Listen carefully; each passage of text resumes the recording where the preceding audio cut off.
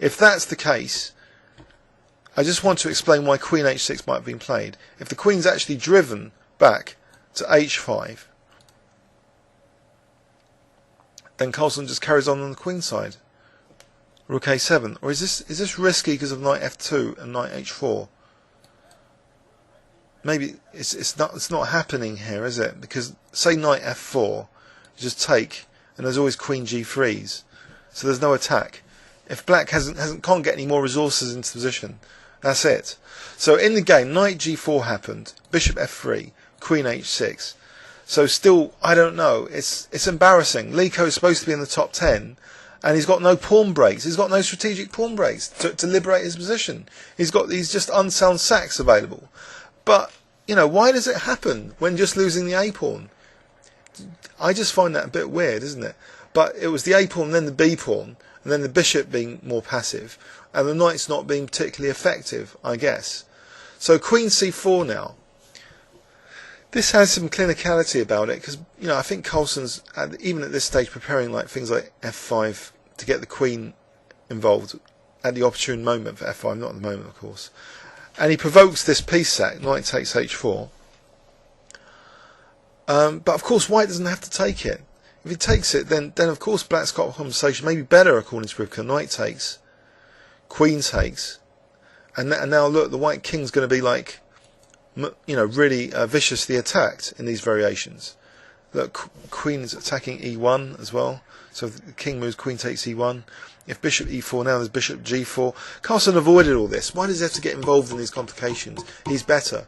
The logic dictates when you're better, you know, you play simple chess in inverted commas. You don't need to enter complications. It's like entering, you know, gambling. When you're actually better, why muddy the probability of winning if simple chess here is available? So Bishop takes G4, clear cut, reduces the attacking resources, and it gives up the light squared bishop.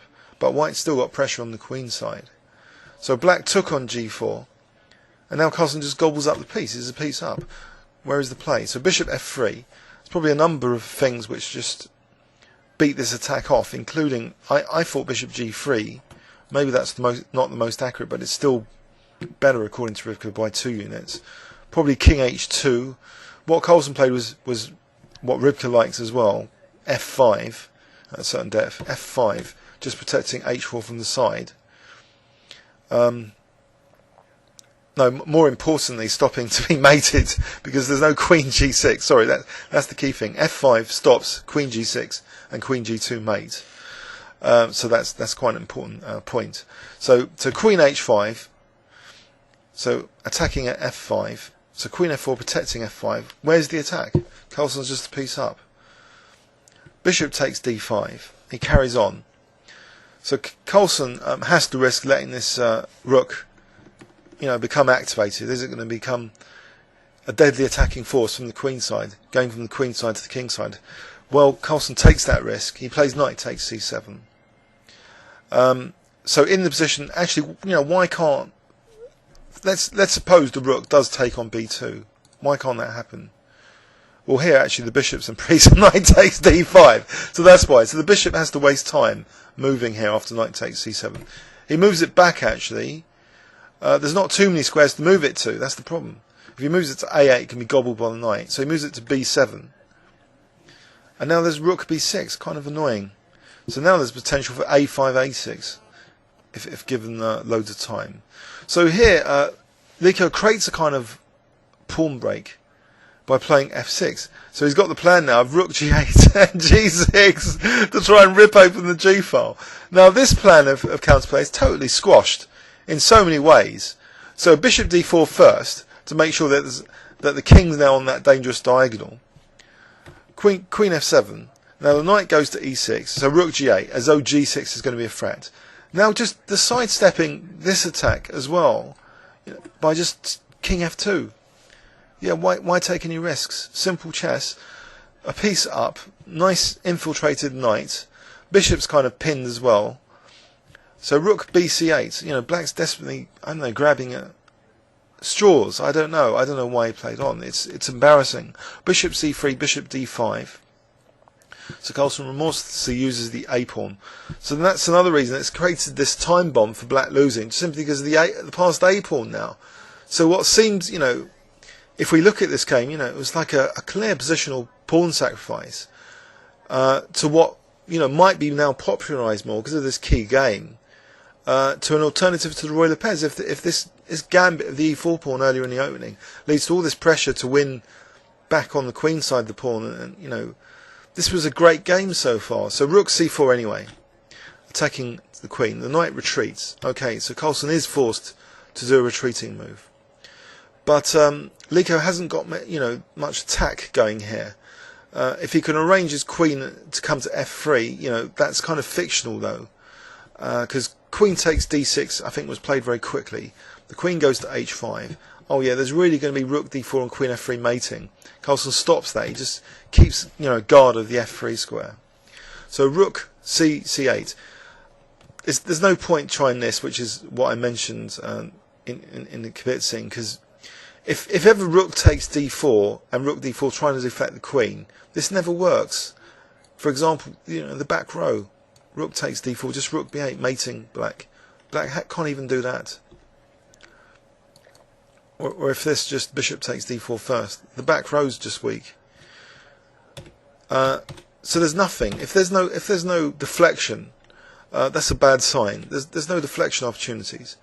So black just retreated the rook back, and after rook b e6, black actually resigned. So okay, why didn't he play on more? Well, the queen's got no squares virtually to go to. Let's say the rook moved back to c4, then Rybka actually likes rook e7, and it's not clear what black's doing. So say bishop c6, a6, the pawn's remorselessly going forward, rook c7, and say bishop a8. So here I think white will start coordinating attack now if given lots of time. Rook g1, eyeing g7. Say bishop d5, a7. Why can't black take out of interest on a6? Rook c takes g7 is now decisive here, because rook takes and the back row, queen b8, is mating. So yeah, black would just be under the attack. So, but that was neat centralisation by Carlsen though, marking in the game when black resigned. So he's just got to coordinate. So maybe rook on the 7th and rook g1, and then just march the a pawn is the winning plan, in principle. So anyway, let's not speculate any more about that. It is clearly winning, as black hasn't got any clear counter-attack or counterplay. He's just a piece down for nothing. If we go back to the Scotch game, is this a weapon we can all use? An immediate d4. For those that don't like c3, they might be put off by this, or the knight c6 line. So this game is showing you don't need to play the knight c6 line. You can play bishop e3, be prepared to play c3. I'd like to try this in the blitz game. And now, okay, black's playing for d5, so you play bishop c4, knowing that you'll lose another tempo now, having to retreat, knowing that you'll actually lose the e pawn. So it's becoming a gambit, and I wonder how popular this gambit will be. So castles, queen e4 just loses on the spot to knight b5, so d6, but now you make it into a real gambit by playing f4, saying to black, take the pawn and attack my bishop. So this is what happened, but in this position, by the way, queen takes f4. Did I answer that question? Knight b5 here, because now there's bishop c5 attacking the queen, and knight c7, that liability. So that pawn can't be taken. So in the game, if this c pawn is getting to d5, it seems to be a great game for white. Lots of additional space in the centre, queenside pressure, a bit like King's Indian without black having any attack. The queenside is just falling to bits, whilst the king side is like impenetrable without using a piece sacrifice. Piece sacrifice was played, but it was just harmless here, because the bishop takes g4. So I thought, this is an instructive game in many ways. Maybe a sign of, the great coach Kasparov, who's now coaching Carlsen, the impact on the opening repertoire. Maybe I would expect the whole positional pawn sack to have been explored a little bit before Carlsen playing this. I hope you enjoyed that, and maybe this is a weapon for you, this Scotch game. Please leave any comments or questions on YouTube. Thanks very much.